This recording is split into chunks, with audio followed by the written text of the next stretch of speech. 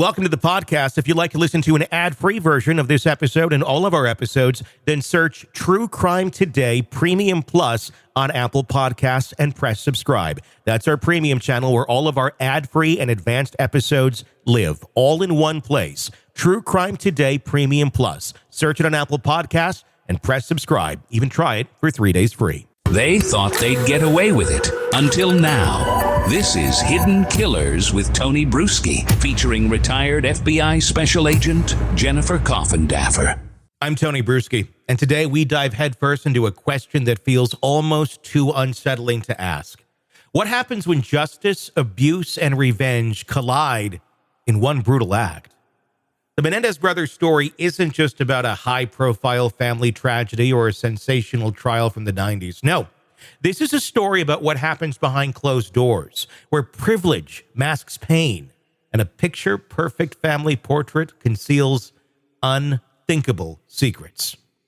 At the heart of all this lies a haunting dilemma. Were Lyle and Eric Menendez cold-blooded killers? Or were they victims who snapped under the unbearable weight of years of abuse?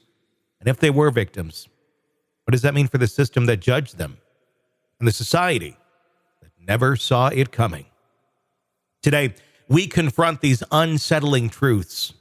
We'll unpack the latest revelations, re-examine old motives through a modern lens, and ask the uncomfortable question, how much psychological damage can one endure before breaking? And what happens when that breaking point ends in murder?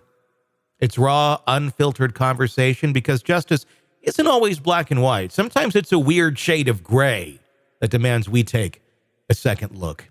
Joining me, my guest, retired FBI Special Agent Jennifer Coffindaffer. But we obviously know predators are very good at hiding this stuff, and I'm sure Jose was great at hiding it. But the reality is back then, it didn't take that much to hide it as it would today, because people were almost like they just weren't questioning it. They didn't even look into it. If somebody was inviting all these today, like man's inviting all these boys over to his house to hang out, and then they're like showering together or going and doing these private things. It looks freaking weird. Of course, today it'd be questioned. Back then, it's like, oh, they're having some one-on-one time. They're bonding or whatever the hell people were. Yeah, they're fucking bonding, all right.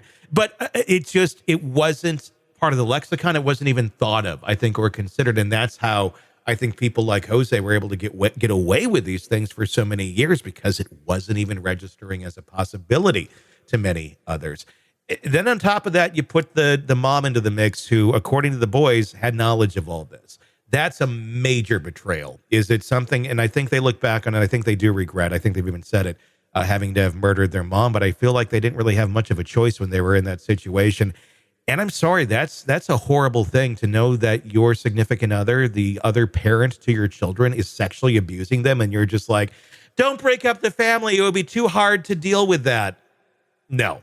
If you have knowledge of this and you're just standing back, you are just as willing a participant as well if you're not willing to stand up for your kid. I don't care what year it is or how uncouth that may have been.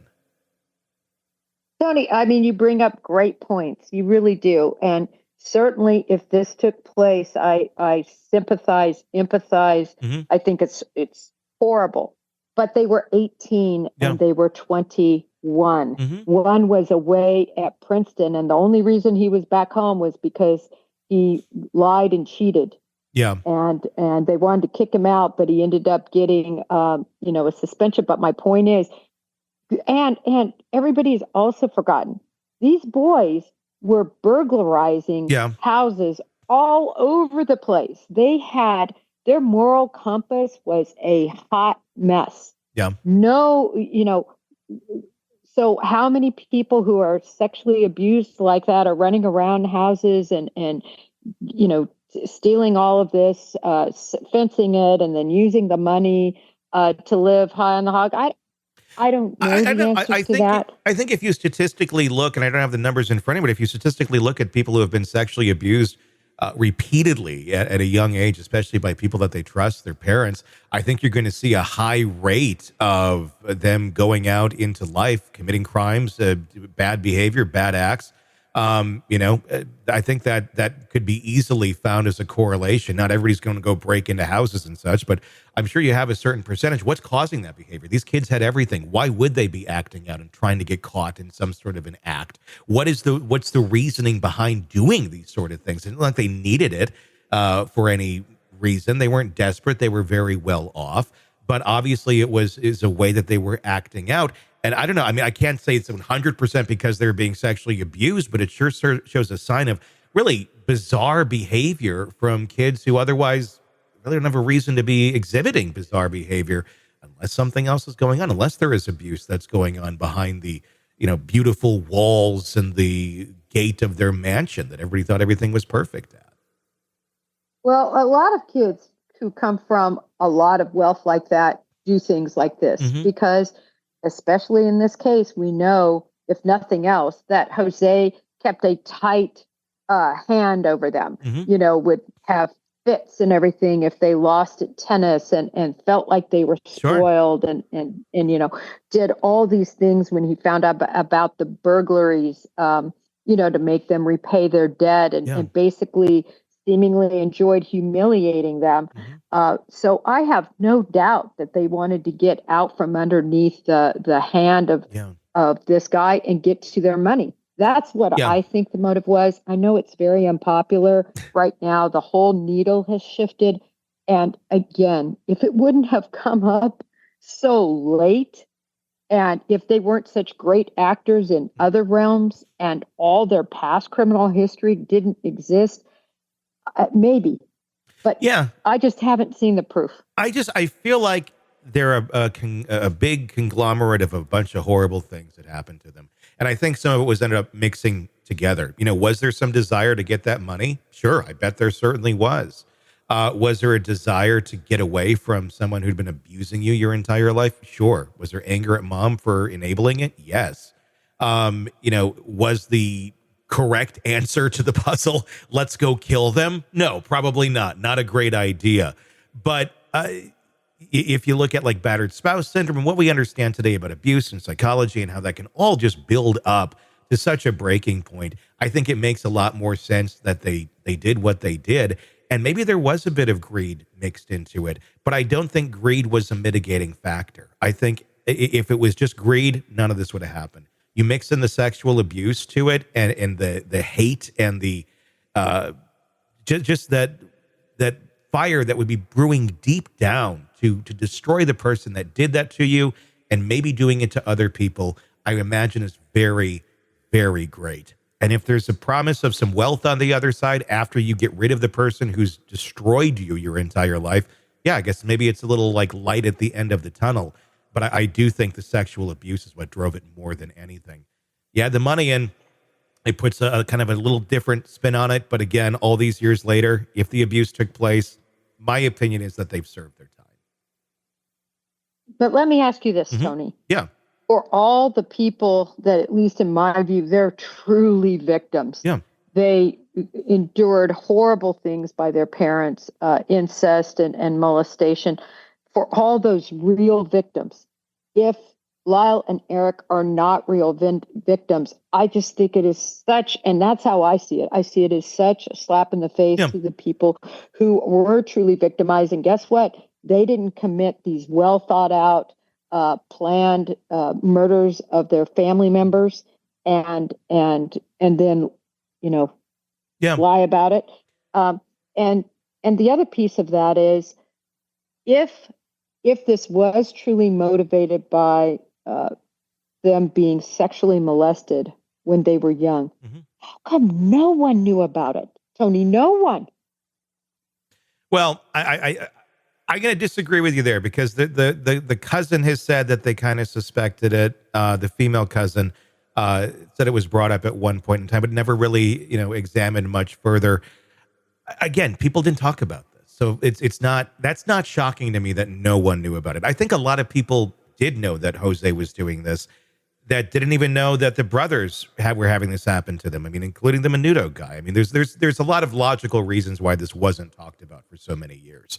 If we're going to have that argument on why did these men not talk about it, then the same question can be asked of all females too. Why didn't you report it earlier? Why is it taking all these years later to come back? Because of the trauma, because that's how our brains work is really the answer. Logically, does it make any sense in terms of fighting crime, in terms of getting these people and catching them? Does it make any sense? No, not at all. But it's self-preservation, I think, that keeps people from holding back. Is that the case here with the Menendez brothers? Probably not to the full extent that we see in other cases.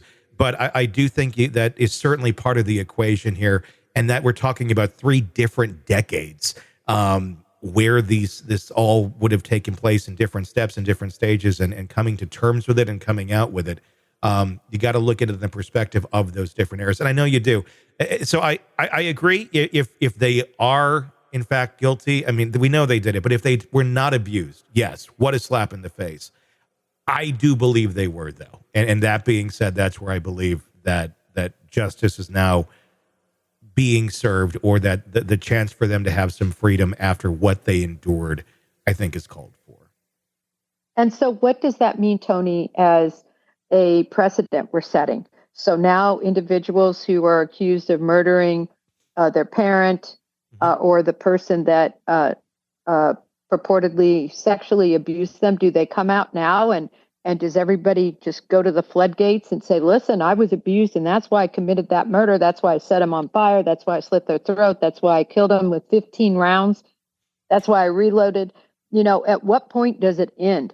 This is so precedent setting. I think those cases need to be looked at. I think any case that was involving a murder of someone back in those days, and the reason was abuse, I think those should be relooked at. We're in a very different place and very different understanding of how all of those things work psychologically. So yeah, I think they deserve some review. Are all of them worthy of being released? No, not at all. And some of them were just, premeditated, cold-blooded murder. But I think you probably got a handful of people, probably more than a handful of people, who went out, stood up for themselves. Unfortunately, it ended in the murder of their perpetrator. But in their mind at that point in time, it looked very much justified. I think if this happened today, I think we'd have a very different trial. And I've said, too, if it was Erica and Layla, I don't think we'd be even having this conversation. It's a different mindset when it was men and boys. It still is today to a certain extent. We're getting further.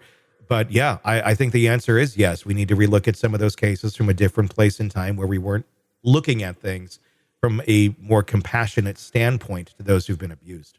Welcome to the podcast. If you'd like to listen to an ad-free version of this episode and all of our episodes, then search True Crime Today Premium Plus on Apple Podcasts and press subscribe. That's our premium channel where all of our ad-free and advanced episodes live, all in one place. True Crime Today Premium Plus. Search it on Apple Podcasts and press subscribe. Even try it for 3 days free. You're in the thick of a true crime saga, every detail sinking in, and then, wham, a commercial about something you couldn't care less about. It's like being served a microwaved dinner at a 5-star restaurant. But it doesn't have to be this way.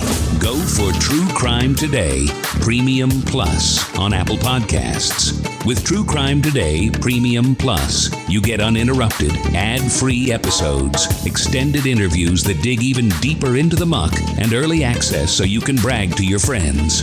It's like ordering the secret menu at a crime buffet. So, search for True Crime Today Premium Plus on Apple Podcasts, subscribe, and savor every twisted detail without interruption.